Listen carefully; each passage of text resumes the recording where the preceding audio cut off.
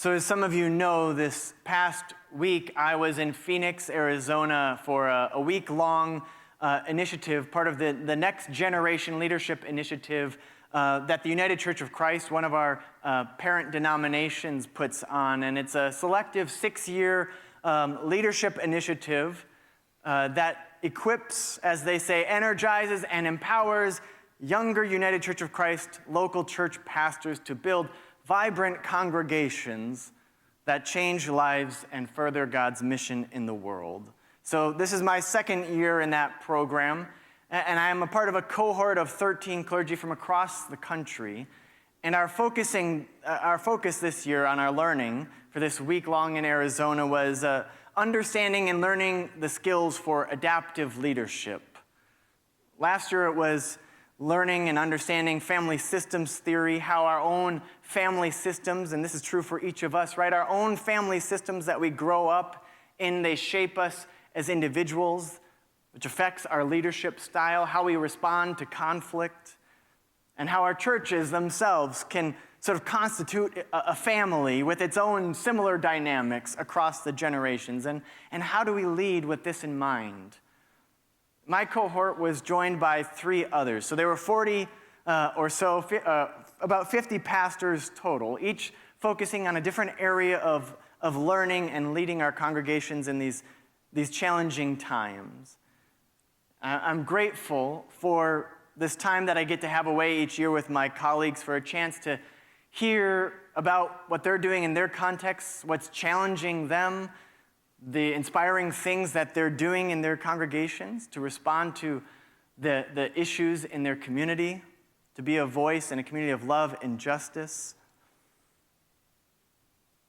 And of course, I love sharing with them all of the exciting things that have been bubbling up here at Federated Church over the last few years together. As I mentioned just a minute ago, our learning, my learning this year with my group was focused on adaptive change, which is a term used to describe leadership, a leadership mindset that's in contrast to what's often called technical change, which is more about management and maintaining what is, or using simple solutions to get there, to respond to issues when they arise. So for instance, well, how will we possibly revitalize the church? Well, you just hire a young pastor, and then magically a bunch of young families will come in, and they will take over all of our positions in leadership and all the different things, and we can sort of retire from our church duties, right? But leading adaptive change is much more complicated. It doesn't look for these kinds of quick solutions, but rather seeks to understand root causes, to understand those deeper currents, rather than merely the waves on the surface that are easy to see. It's about leading culture change. It's deep work. It's often slow, frustrating work. It's more collaborative. It's the kind of work that when we engage in it, it not only changes the things out there, the programs that we do or the governance structure or whatever, but it changes us by a very process of engaging with it.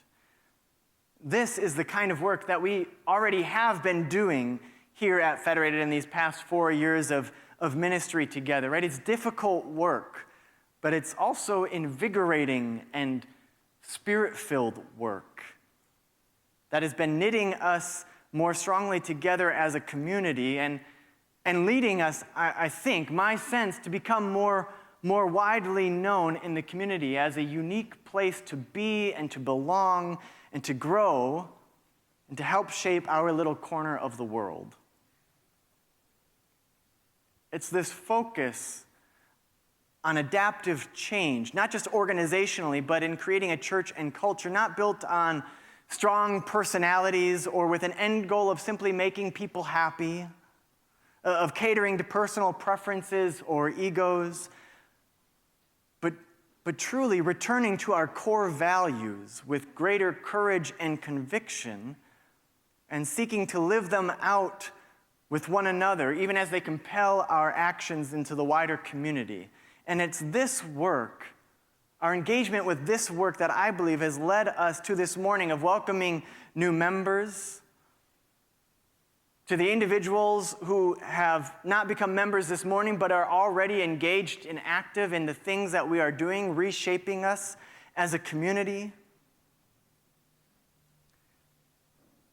As I mentioned earlier, a few weeks ago when we gathered around the table out in the settle room for that Federated 101 conversations, one of the things that we did was share briefly about what brings us here. Why Federated Church? Why now on our journeys? We heard stories from lapsed Unitarians and recovering evangelicals, from former Catholics to hesitant mainliners. Right? There were single individuals and families, intercultural families and single-parent families, born and bred Midwesterners and immigrants. They were cisgender and transgender. There were people who struggle with their faith, with whether or not they even believe in God. People who almost couldn't believe that they have found themselves here going to church, being a part of what we're doing. And yet, in each and all of their stories, there was this sense of longing, of seeking, that something was missing from their lives. A desire to be a part of something bigger than themselves, of a community to help them continue to grow into the kind of person that they desire to be. What became clear to me in that moment, as it has in many other moments of our ministry together, is that there is a unity of spirit here, and that this captures it. In this group of new members, again, those who are new but not yet members, this unity of core values, of continuing to seek and to ask what it truly means to live these things out, to pass these on to the next generation, to be stewards of the call that they place on our lives. And it is this unity of spirit, experiencing it, that has drawn them here, that has kept them here, that has deepened their commitment to being an active part of what we're doing here, even if still that church thing feels a little bit uncomfortable. Somehow, still they are here.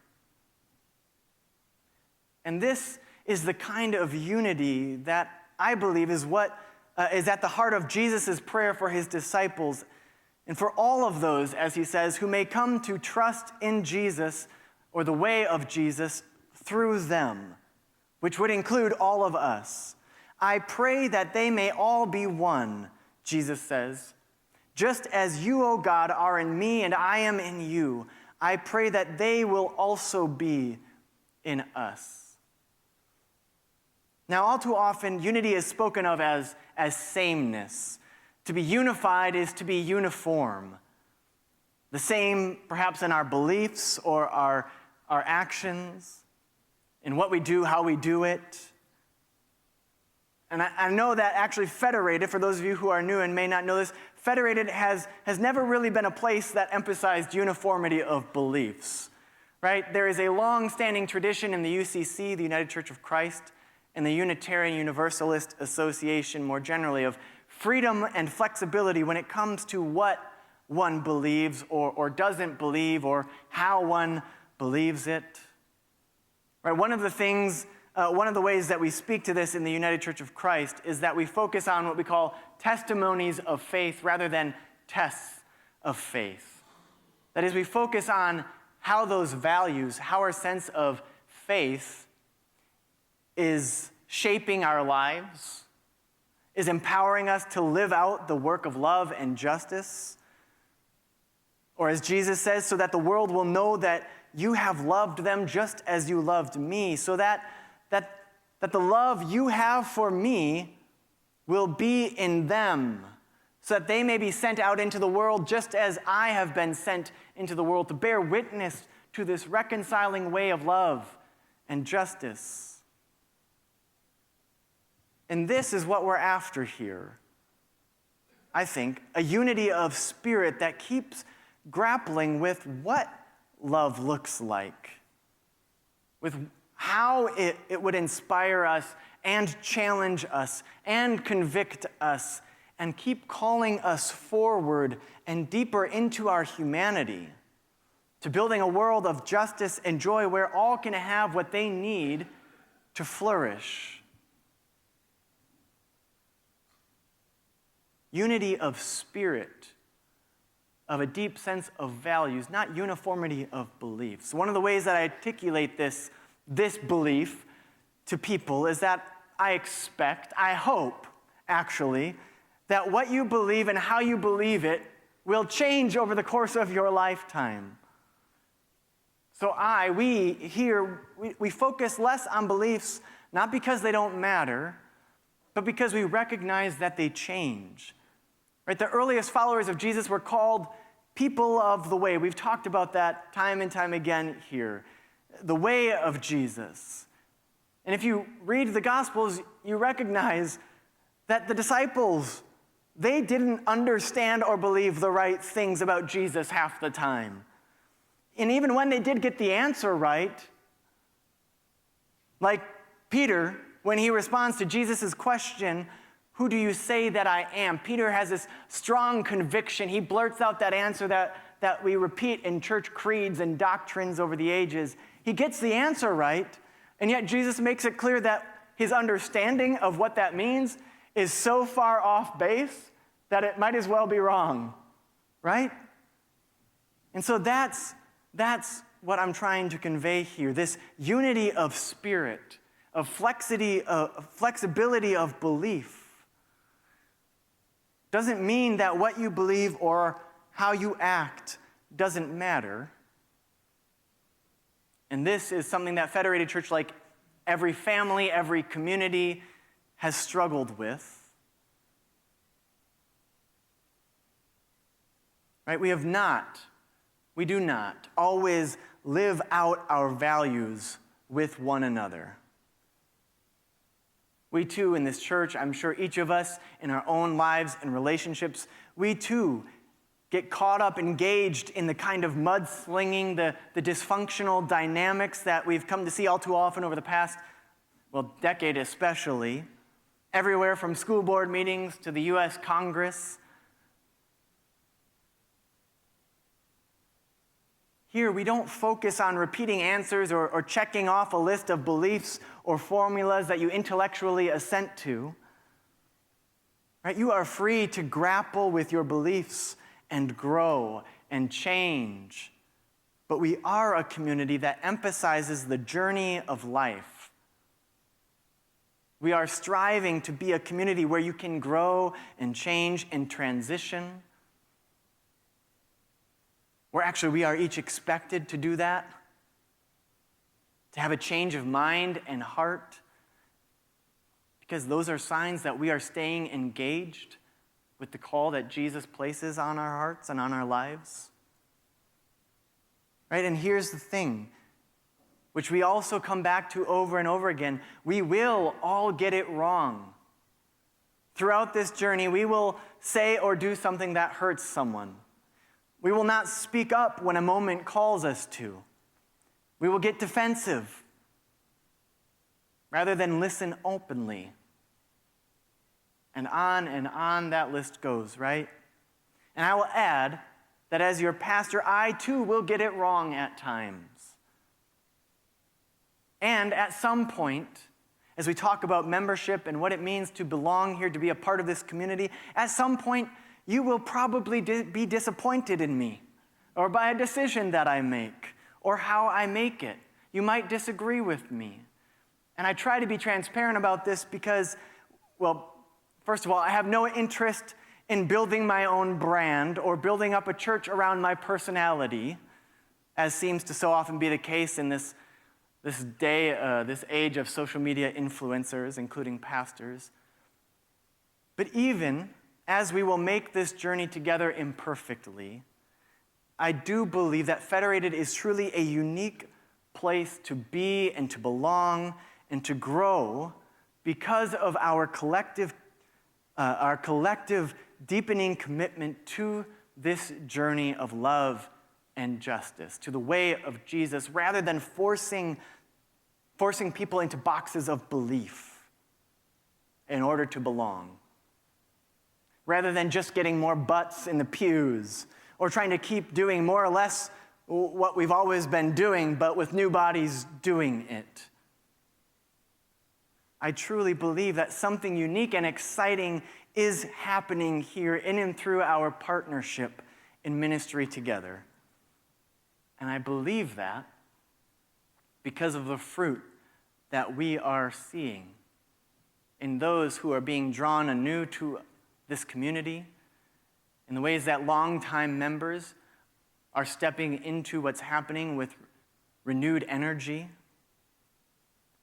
Right? And like the journey of partnership or of parenthood or of growing more deeply with ourselves, it's my prayer that today would be but a starting point, one more beginning. Membership coming up here and making these promises, again, as in partnership or marriage or parenthood or that journey with yourself, this is just the beginning of continual growth, a commitment to continual growth in the way of love. And so I say today, I am excited as we welcome new members, as we conclude our stewardship season in these recent weeks. I am excited as we step into a new year to continue seeing the life-giving possibilities that God has in store for us as we open ourselves to that unity of spirit. May it be so. Amen.